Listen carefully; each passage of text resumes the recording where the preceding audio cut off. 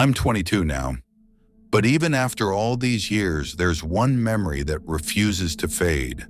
A fragment of my childhood that comes back in flashes.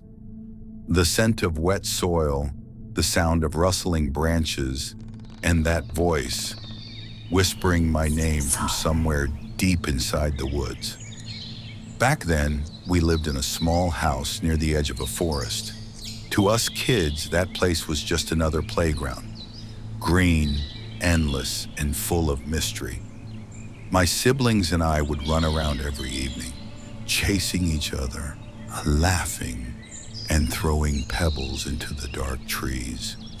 The forest always looked peaceful from afar, its entrance draped in sunlight.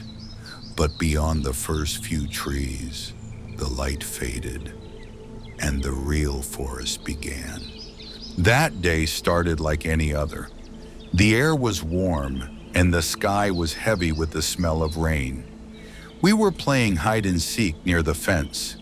My brother dared us to go a little further inside. I still remember his grin when he said, "Let's see who can go the farthest." So we went. The moment we stepped through the thick grass, the sound of the world changed. The wind outside faded. Inside, there was only the soft crunch of leaves underfoot and the occasional creak of wood. The sunlight broke into thin streaks through the tangled branches, falling across the ground like torn ribbons. We didn't realize how deep we had gone until we could no longer see the edge of our backyard. The forest had swallowed us whole. My brother, who was always the bravest, suddenly said something that made my stomach tighten. He whispered, "People get buried here." I heard Dad talking about it once.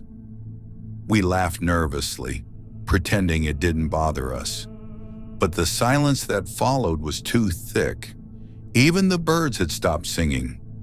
As I turned to look around, I saw her, an old woman sitting on the left side of the trail, not far, maybe 20 feet away. Her back was slightly bent, gray hair hanging loose like cobwebs over her shoulders. She wasn't moving, just sitting there on a flat rock, facing the ground. I thought she might be a villager, maybe someone collecting herbs or resting. So we walked past quietly. But the deeper we went, the darker it became. The branches above seemed to knit themselves together, shutting out the light. It felt like walking inside a cave made of trees. My skin prickled. I could feel eyes watching from the shadows. Then the scream came. It wasn't loud at first, more like a distant cry that echoed through the woods. But it grew, rising into a sharp, human-like wail that froze every drop of blood in my veins. My brother grabbed my hand and shouted for us to run. We did. I could hear twigs snapping beneath our feet, our breathing ragged, hearts hammering. The trees all looked the same, and panic twisted everything. The air felt heavier, like the forest itself was closing in around us. And then I stopped. I don't know why. Maybe curiosity, maybe something else. I turned back. The world seemed slower, quieter. There was no scream anymore, only a faint whisper, a woman's voice, calling my name. It wasn't coming from far away. It was close, behind me. I looked, and there she was again, the same old woman. Only this time, she wasn't sitting.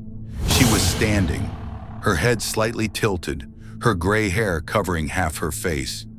I could see the corners of her mouth curl up into a slow, crooked smile. My body refused to move.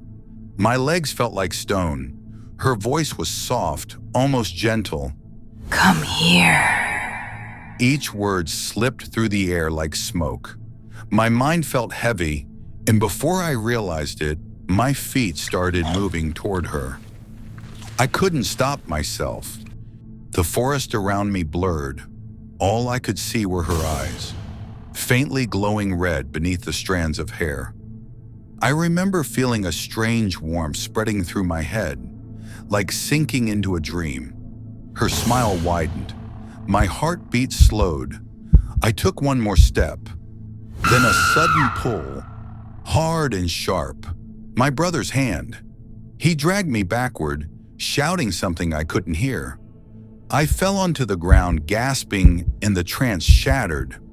When I looked up again, she was closer, her face now fully visible. Her skin was pale as ash, lips torn at the edges, teeth dark, and those eyes blinking red, one after the other, like dying embers flickering in the dark. She tilted her head again, the sound of her neck cracking. Then she smiled wider and whispered something that chilled me even now. You'll come back. That's when my brother yanked me to my feet and we ran, faster than we ever had in our lives. Branches tore at our arms, thorns scratched our legs, but we didn't stop until the forest spat us out into the open field behind our house. The moment we crossed that line, the air changed. The sound returned. Crickets, the wind, distant barking, everything normal. But when I turned to look back, there was no forest trail anymore. Just a wall of trees, silent, motionless, as if nothing had ever been there. That night I couldn't sleep. Every time I closed my eyes, I saw her face, that cracked smile, those eyes, and I swear, somewhere outside near the edge of the forest, I heard my name being whispered again. The next morning, my brother didn't talk much. He just told me one thing: don't ever go near that place again. We never did.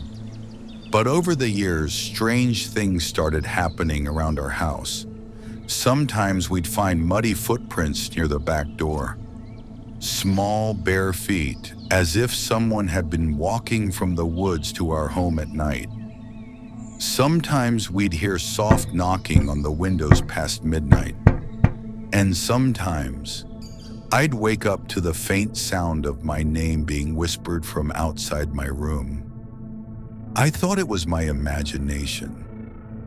Until one evening, years later, my brother told me something he'd never said before.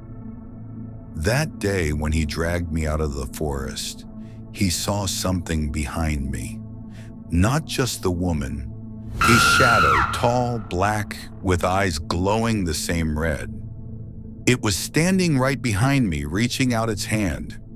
He said when we ran, he never looked back again. But lately he's been dreaming about her too. And here's the strange part. Last week, our old house, the one near that forest, got sold to a family with 2 young kids. Last night, I got a call from my mother. She sounded nervous. She said the new family has already started complaining about noises in the woods, about someone calling their children's names at night. I didn't say a word. I just looked out my window, and for a second, I thought I saw her again, standing under the streetlight, gray hair, crooked smile, and those same red, blinking eyes. Maybe she never left the forest. Maybe she followed us home. And maybe this isn't over yet, because sometimes late at night, I still hear her voice calling my name.